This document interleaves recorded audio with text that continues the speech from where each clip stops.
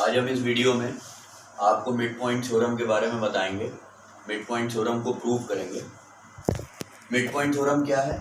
The line segment joining the midpoints of two sides of a triangle is parallel and half of its third side। यानी कि जो line segment दो sides triangle के mid point को जोड़ती है वो थर्ड साइड के पैरेलल भी होती है और वो थर्ड साइड से के हाफ भी होती है। अब हम इसे कैसे प्रूव करेंगे ये मैं बताता हूँ आपको। इसमें क्या है कि हमें क्या प्रूव करना है। इसके अंदर हमने यहाँ एक ट्रायंगल बनाया हुआ है ABC, उसमें D और E दो मिड पॉइंट लिए हुए हैं, ठीक है, और उनको ज्वाइन कर दिया है। तो हमें क्या प्रूव करना है? प्रूव करना है हमें DE is parallel to BC, DE parallel करनी है प्रूफ BC के, and DE equal to 1/2 of BC, और इसे इसके हाफ प्रूफ करना है, ठीक है। तो इसको DE को BC के पैरेलल प्रूफ करने के लिए हमें यहाँ पर कुछ कंस्ट्रक्शन करना पड़ेगा। उस कंस्ट्रक्शन में हम क्या कर सकते हैं, क्योंकि पैरेलल प्रूफ करने के लिए हमें यहाँ पर पैरेललोग्राम बनाना पड़ेगा। तो पैरेललोग्राम बनाने के लिए हम क्या करेंगे कि DE को एक्सटेंड कर देंगे, और यहाँ C से मिला देंगे। इस पॉइंट को हम F रख लेंगे। अब हमारा ये DFCB एक पैरेललोग्राम के रूप में आ जाता है। अभी हम इसे प्रूव करेंगे पैरेललोग्राम। तो पैरेललोग्राम की प्रॉपर्टीज क्या होती हैं आप लोगों को पता है। पैरेललोग्राम की अपोजिट साइड्स इक्वल भी होती हैं और पैरेलल भी होती हैं, ठीक है। तो इसी तरीके से अगर हम DF को BC के इक्वल और पैरेलल प्रूव कर देंगे तो DE जो है वो BC के पैरेलल हो जाएगी। अगर हम DB को FC के पैरेलल और इक्वल प्रूव कर देंगे तो ये एक पैरेललोग्राम कहलाएगा। तो इसके लिए हम BD को जो है वो FC के पैरेलल और इक्वल प्रूव करते हैं। उसके लिए हमें क्या करना पड़ेगा कि हमें ये दिया हुआ है D is mid point of AB का जो है वो D मिड पॉइंट है, ये गिवन है, ठीक है। अब जब AB का D मिड पॉइंट गिवन है, therefore AD equal to BD, क्योंकि जब मिड पॉइंट है तो ये इक्वल पार्ट में डिवाइड हो रहे हैं।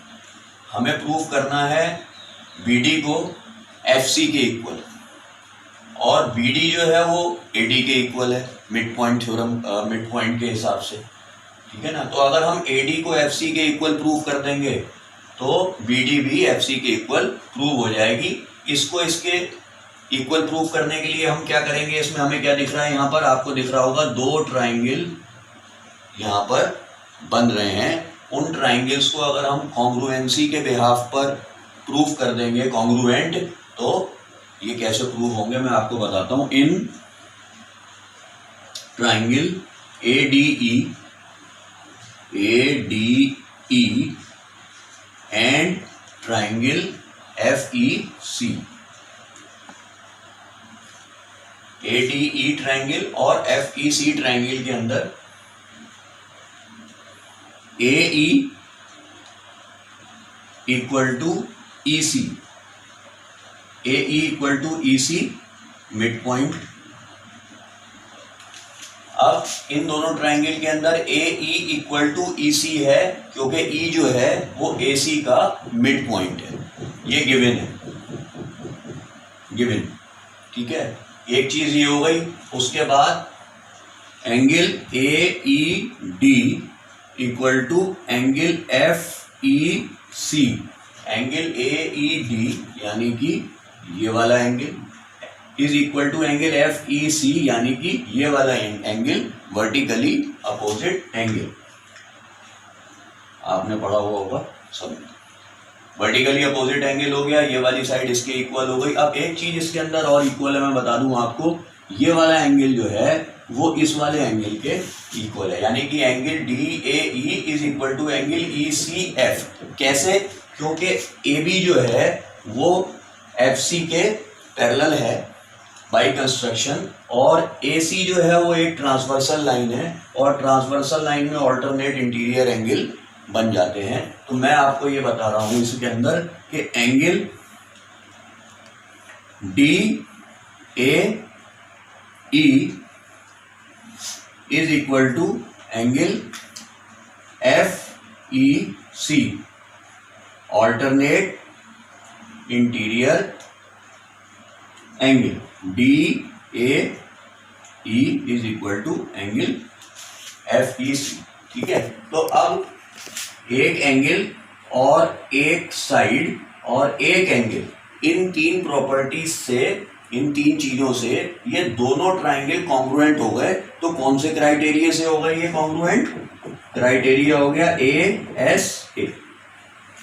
ये सब आपने पढ़ा हुआ होगा कि एंगल साइड एंगल, यानी कि एंगल साइड एंगल से ये दोनों ट्राइंगल जो है वो कॉन्ग्रुएंट हो गए। अब ये दोनों ट्राइंगल कॉन्ग्रुएंट हो गए तो इसका मतलब क्या हुआ कि AD is equal to FC, AD FC के इक्वल हो गई।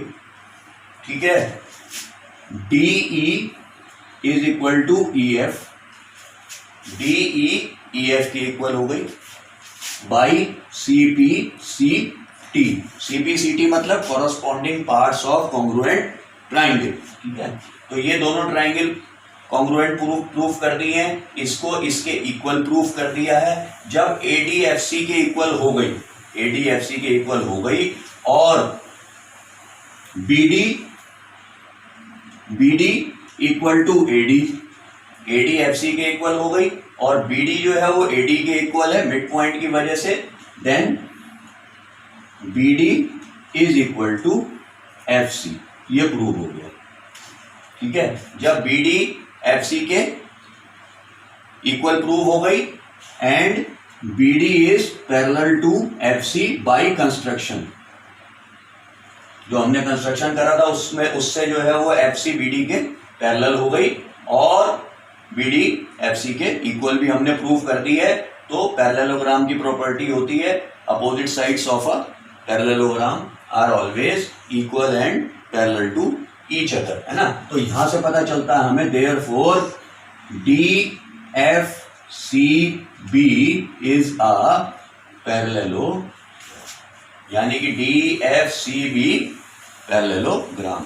अगर DFCB पैरेललोग्राम प्रूव हो गया है तो DF is parallel to BC, therefore DF is parallel to BC, DF BC के पैरेलल है। अब DF किसके इक्वल है? DE plus EF equal to DF,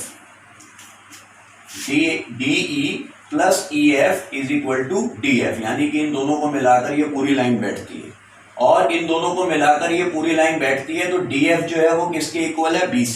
तो DF की जगह पे मैं BC लिख सकता हूं। DE और EF बराबर की हैं, इक्वल हैं, तो मैं EF को भी DE लिख सकता हूं, DE प्लस DE।